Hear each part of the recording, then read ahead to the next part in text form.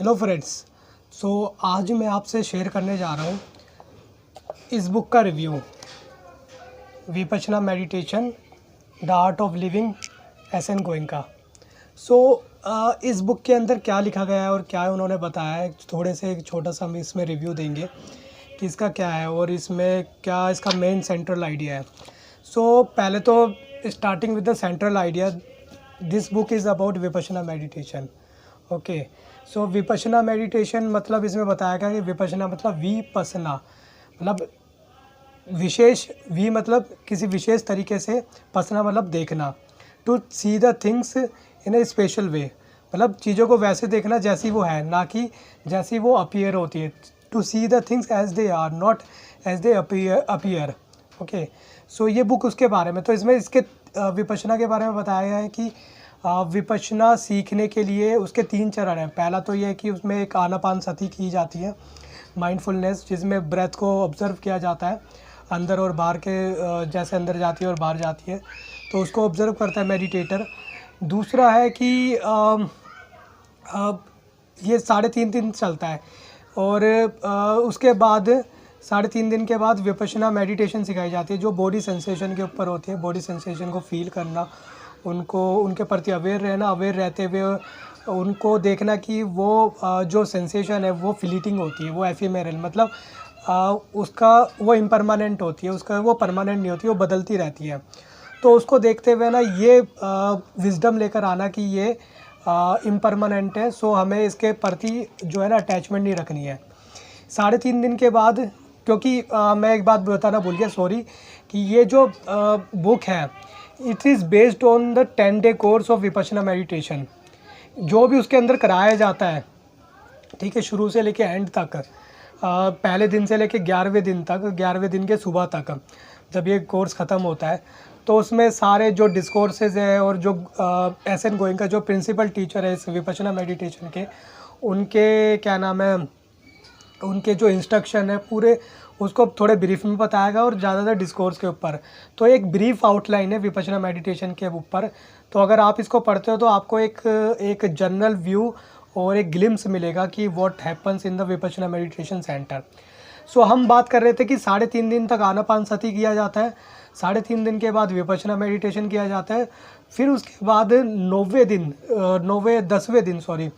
10वें दिन ये विपश्यना मेडिटेशन जो है वो एंड होती है और उस दिन मंगल मैत्री होती है, जिसे लविंग काइंडनेस कहते हैं। वो तीसरे तरह की मेडिटेशन सिखाई जाती है, जिसमें आप सब लोगों के प्रति, सब जीवों के प्रति, सब जो भी बीइंग्स है उनके प्रति आप एक अच्छी कामना करते हो कि जैसे आप 10 दिन इस मेडिटेशन सेंटर से इतना गेन किए हो, इतना अपने जो आपके विकार होते हैं, जो डिफाइलमेंट्स है आपके अंदर, जो इम्प्रेशंस है, जो भी टेंशन, एजिटेशन, एंक्शसनेस, व्याकुलता है और बहुत सारे जो इतने कूड़ा करकट जमा कर रखते, तो उसमें थोड़ा आप कम करते हो। तो जब कम करते हो तो मन है ना बड़ा प्रफुल्लित होता है, बहुत एंथुजियास्टिक होता है, बहुत एनर्जेटिक होता है और बहुत खुश होता है। तो उससे वो खुशी बांटते हैं 10वें दिन सब लोगों के प्रति कि आप, you can't be so selfish that तुम किसी से खुशी ना बांटो। You have to be a person who can give to others. तो वो मंगल मैत्री कहते हैं कि आप जितना भी गेन कर रहे हो, whatever you are gaining, like एक थोड़ी सी भी हैप्पीनेस अगर आप गेन कर रहे हो, छोटा सा भी सेटिस्फैक्शन और थोड़ा सा भी कंटेंटमेंट है आपके मन के अंदर और आप प्योरिटी आपके मन के अंदर आ रही है, तो आप उसको बांटते हो ताकि आप जितनी खुशी महसूस करें वो सब लोग खुशी महसूस करें। ये आपको सिखाती है कि आप सेल्फिश ना हो, बल्कि आप एक समग्रता आपके अंदर आए, इंटीग्रेशन आपके अंदर आए कि आप सब लोगों के लिए सोच रहे हो और आप सब लोगों के से मंगल मैत्री क्रिएट कर रहे हो। तो लविंग काइंडनेस, तो ये 3 तरह की मेडिटेशन प्रैक्टिस सिखाई जाती है विपश्यना मेडिटेशन में, जो जहाँ पे सेंटर में है। तो ये उसी बुक के ऊपर है।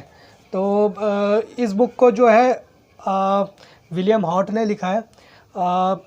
एसन गोइंग का ही पूरा का पूरा कंटेंट है, वो जो डिस्कोर्स में बोलते हैं और जो इंस्ट्रक्शन देते हैं, जो भी उनके स्टोरीज़, पैरेबल्स और जो एग्ज़ाम्पल्स और ये सब चीज़ें वो ही उनका ही कंटेंट है। इन्होंने विलियम हार्ट ने इसको कंपाइल किया और एडिट करके इसमें डाला इस बुक के अंदर, और जिसे उन्होंने आर्ट ऑफ लिविंग नाम दिया गया है। और बुक का नाम आर्ट ऑफ लिविंग है, बट ये जो meditation is all about living, how do you live your life well. So ये बुक उसी के ऊपर है। तो इस बुक के अंदर और तो ज़्यादा कुछ नहीं है, बट येस जो विलियम हार्ट है उन्होंने स्टोरीज़ को बहुत अच्छे से क्रिस्पली और ब्रीफली अच्छे से लिखा है इसके अंदर। और ये बुक जो है हिंदी और इंग्लिश दोनों में अवेलेबल है, तो आप इसको किसी में भी ख़रीद सकते हो। हिंदी अगर आपका लगता है कि आपको हिंदी मीडियम आपके लिए ज़्यादा प्रेफरेबल, तो आप हिंदी में इसको बुक को पढ़ सकते हो, जिसमें जीवन जीने की कला के नाम से बुक मिलती है। विपचना सेंटर में ही मिलती है बुक, और ऑनलाइन भी आप परचेज़ कर सकते हो। इनकी खुद की वेबसाइट है, वहाँ पे जाके आप परचेज़ कर सकते हो, dhamma.org, और VRI.org करके भी है ऑर्गेनाइजेशन। आप गूगल में भी सर्च कर सकते हो, आपको पता ही है, आप तो इतने स्मार्ट हो ही। सो इसके अलावा, स्टोरीज़ के अलावा जो बुक के अंदर है वो यही है कि डेली जो डिफ़ाइन किया गया है कि आपके सफरिंग क्या है, अटैचमेंट क्या है, डिटैचमेंट क्या है, आप विपश्यना मेडिटेशन में क्या करते हो, क्या नहीं करते, ठीक है। ये नॉन सेक्टेरियन मेडिटेशन टेक्निक है, इसका किसी सेक्टेरियन, किसी रिलीजन या फिर किसी संप्रदाय से कोई भी मतलब नहीं है। तो वो इसमें बताया गया है। प्लस काफ़ी हाईली रिकमेंडेड बुक है। अगर आपने कभी विपश्यना मेडिटेशन नहीं किया है और आप एक विपश्यना मेडिटेशन करने की सोच रहे हो, तो आई थिंक आप इस बुक को पढ़ सकते हो। बट मैं एक सजेशन दूंगा कि आप इस बुक को पढ़ के मेडिटेशन मत कीजिएगा, क्योंकि वो बहुत ही सटल और बहुत ही टेंडर तरीके से वो सिखाते हैं वहाँ पर। और अगर आप खुद प्रैक्टिस करोगे तो काफ़ी सारी मिस्टेक भी हो सकती है। जैसे कि आप देखो ना, आप जिम जाते हो, ठीक है, किसी जिम जाते हो फिज़िकल बॉडी गेन करने के लिए, अपनी फिज़िकलिटी गेन करने के लिए, लेकिन वहाँ पे आपको एक कोच की ज़रूरत होती है। अगर वहाँ पे आपका कोच नहीं है, तो आप कहीं ना कहीं आपके बॉडी में कई सारे क्रैम्प्स भी आ सकते हैं कहीं पे। अगर आप गलत तरीके से करोगे तो बॉडी थोड़ी बॉडी अपने आकार में नहीं रहेगी, उस तरह का आकार नहीं आएगा, और कई सारी प्रॉब्लम आ सकती है। इसी तरह का अगर आप मेंटल जिम जा रहे हो, तो ये एक तरह का मेंटल जिम है, विपश्यना मेडिटेशन सेंटर या किसी भी मेडिटेशन सेंटर में जाते हो। सो आपको एक इंस्ट्रक्शन की ज़रूरत होती है जो बताते हैं स्टेप बाय स्टेप प्रोसेस है। बट ये है कि हाँ, एक बार इंस्ट्रक्शन मिल गया तो उसके बाद आप कहीं पे भी अपना क्या कहते हैं प्रैक्टिस कर सकते हो, विदाउट एनी गुरु, विदाउट एनी टीचर।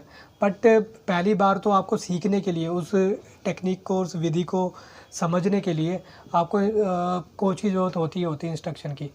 सो इसलिए क्या कहते हैं मैं सजेस्ट ये कर रहा हूँ कि अगर आप इसको पढ़ के मेडिटेशन करते हैं तो वो मत करिए, बट इस बुक को पढ़िए कि विपश्यना सेंटर में होता क्या है और किस तरह से मेडिटेशन सिखाई जाती है और क्या वो आपके लिए सूटेबल है कि नहीं है। तो I think I will rate this book 5 out of 5, क्योंकि इट्स रियली वेरी वंडरफुल। मैंने इसको बुक को तब ख़रीदा जब मैं विपश्यना सेंटर से आ चुका था। पहले कोर्स में ही मैंने इस बुक को ख़रीदा था, और मुझे लगता है it's amazing book, it's too amazing. मैंने इवन करने के बाद भी इसमें से सीखा, तो मेरे को it keeps you going on, आपको लगाए रखती है, आप मेडिटेशन के प्रति इंस्पिरेशन लगा रहता है और आप करते रहते हो। सो ये आप पहले भी खरीद सकते हो, बाद में भी खरीद सकते हो। सो आई होप ये आपको रिव्यू अच्छा लगा हो। So thank you so much for watching this video, और अगर आपको अच्छी लगी है तो प्लीज़ लाइक, शेयर और comment and subscribe this channel. Thank you so much.